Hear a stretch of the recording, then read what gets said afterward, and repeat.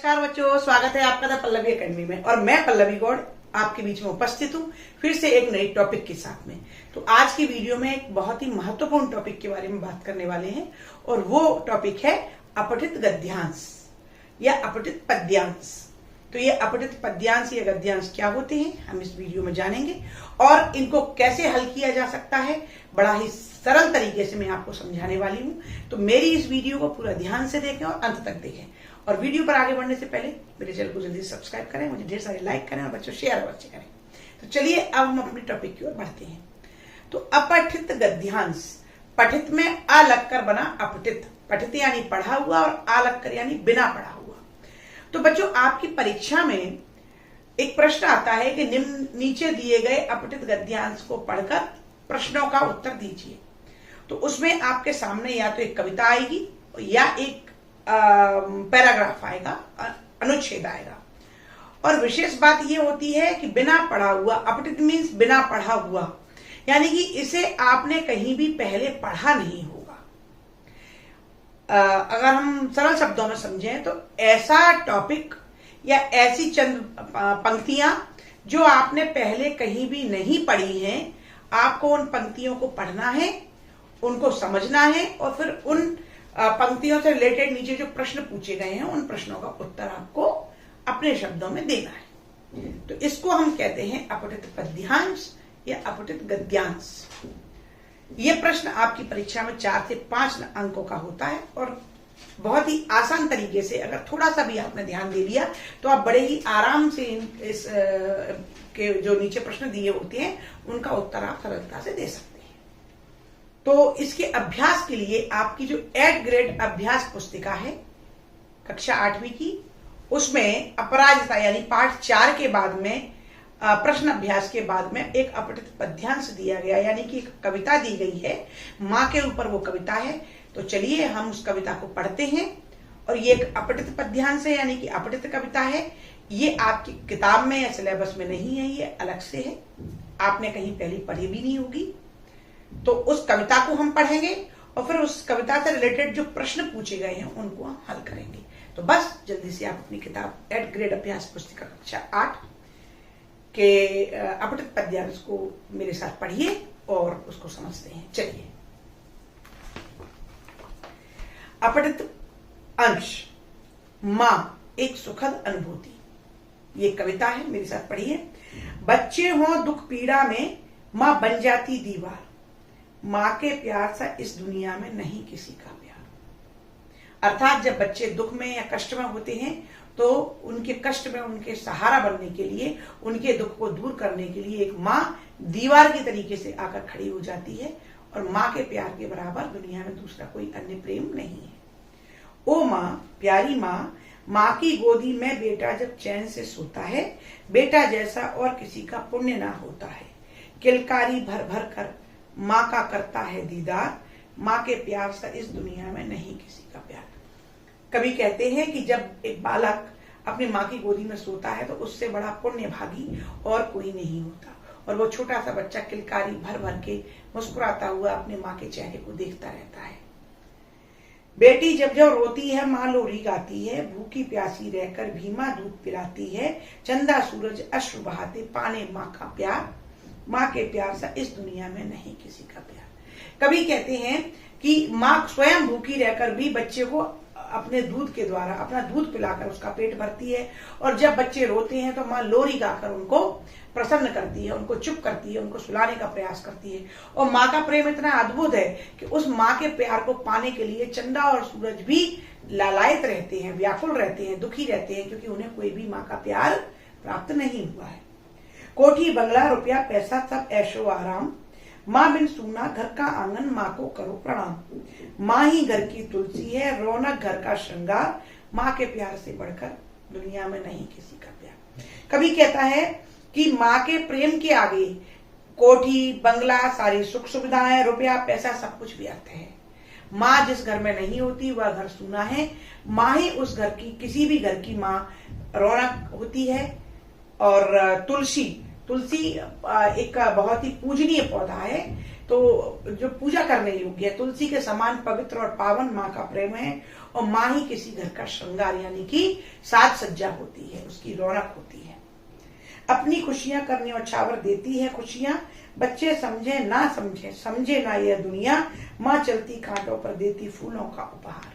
कवि कहते हैं कि ये दुनिया और बच्चे माँ के प्रेम को नहीं समझते। माँ सारे दुख सहकर भी अपने बच्चों को केवल प्यार और खुशी लुटाती है, और सारे कष्टों को सहकर केवल खुशियों का उपहार अपने बच्चों के लिए देती है। इसलिए माँ के प्यार के बराबर किसी दुनिया में दूसरे के प्यार की तुलना नहीं की जा सकती।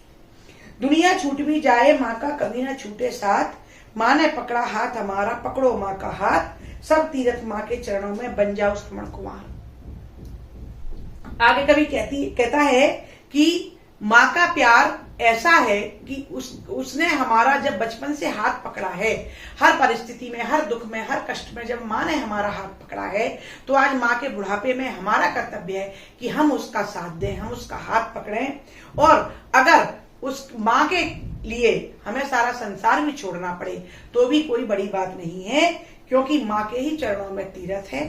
सारे तीर्थ माँ के चरणों में, और हमें श्रवण कुमार की तरीके से अपनी माँ की सेवा करनी चाहिए। रामकृष्ण महावीर ने माँ का मान बढ़ाया है, जान देकर आजाद भगत ने माँ को पाया है, सदा चिरायु सुखी रहो भारत माँ करे पुकार। माँ के प्यार से इस दुनिया में नहीं किसी का प्यार।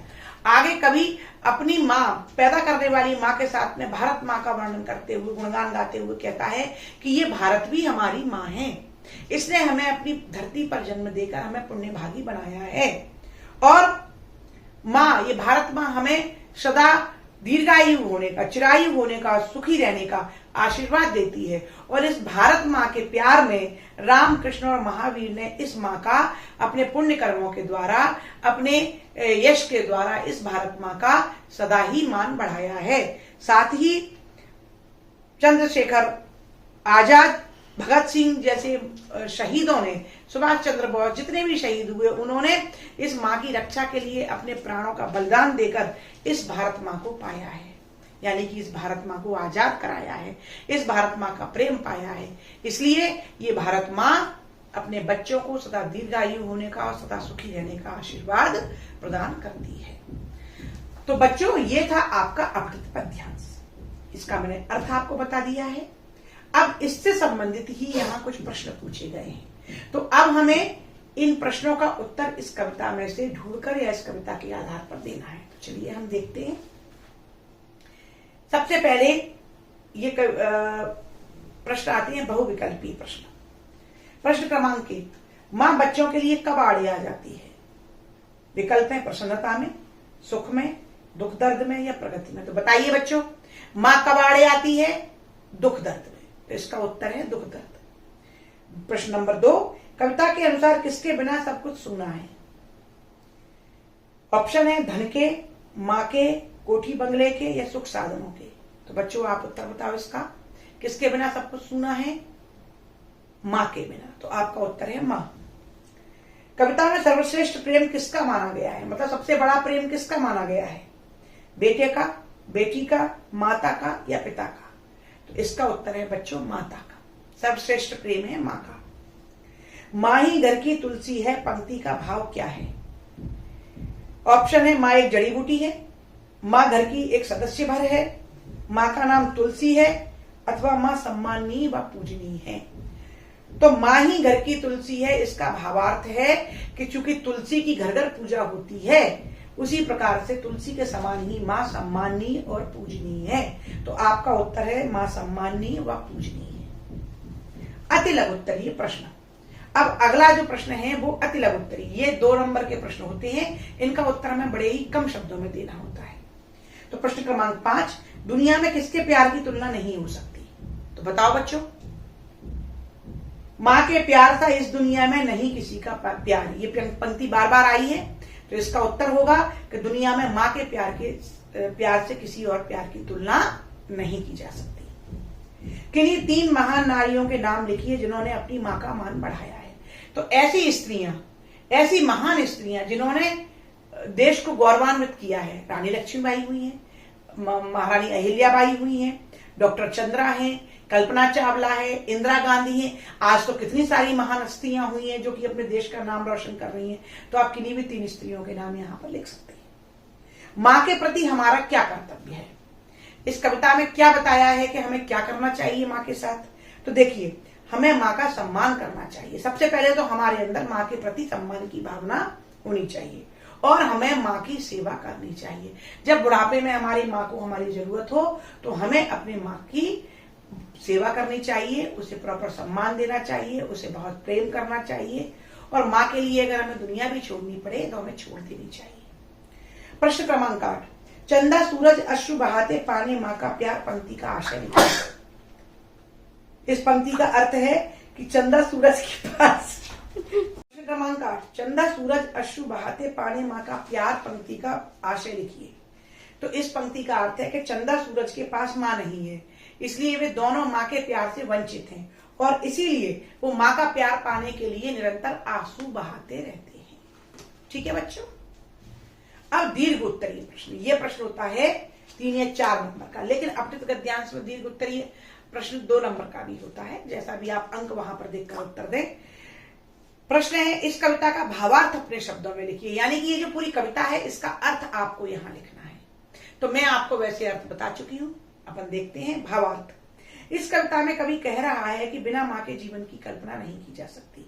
माँ दुनिया भर का कष्ट सहकर भी संतान की सभी सुख सुविधाएं देती है। माँ स्वयं भूखा रहकर भी अपने संतान का पेट भरती है। उसकी ममता के लिए चंदा सूरज भी आंसू बहाते हैं। कवि कहता है कि बिना माँ के कोठी बंगला रुपया पैसा सब बेकार है। संतान पर कष्ट आने पर माँ दीवार बनकर अड़ जाती है। उसी प्रकार हमें भी अपनी माँ को बुढ़ापे में कदम कदम पर संभालना चाहिए और उसकी सेवा करना चाहिए। अपनी माँ के समान ही भारत माँ भी अपनी संतानों को सुखी व दीर्घायु रहने का आशीर्वाद देती है। इस प्रकार माँ के प्यार से बढ़कर इस दुनिया में किसी और का प्यार नहीं है। तो ये मैंने आपको संक्षिप्त में इस कविता का यहाँ पर सार बताया है, अर्थ बताया है। ठीक है। तो बच्चों, इस प्रकार से मैंने आज इस वीडियो में आपको इस अपठित गद्यांश क्या होते हैं, अपठित गद्यांश को कैसे हल किया जाता है और इस कविता का मैंने यहाँ पर आपको अपठित गद्यांश के प्रश्नों का हल भी बताया।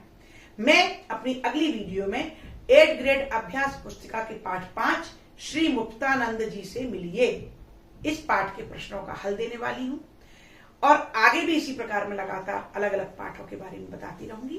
तो आप मेरी आगे आने वाली सभी वीडियो को लगातार देखते रहिए और पिछले 4 पाठों के लिए 8th ग्रेड के अभ्यास प्रश्नों का हल के लिए आप मेरी पिछली वीडियो भी देखिए।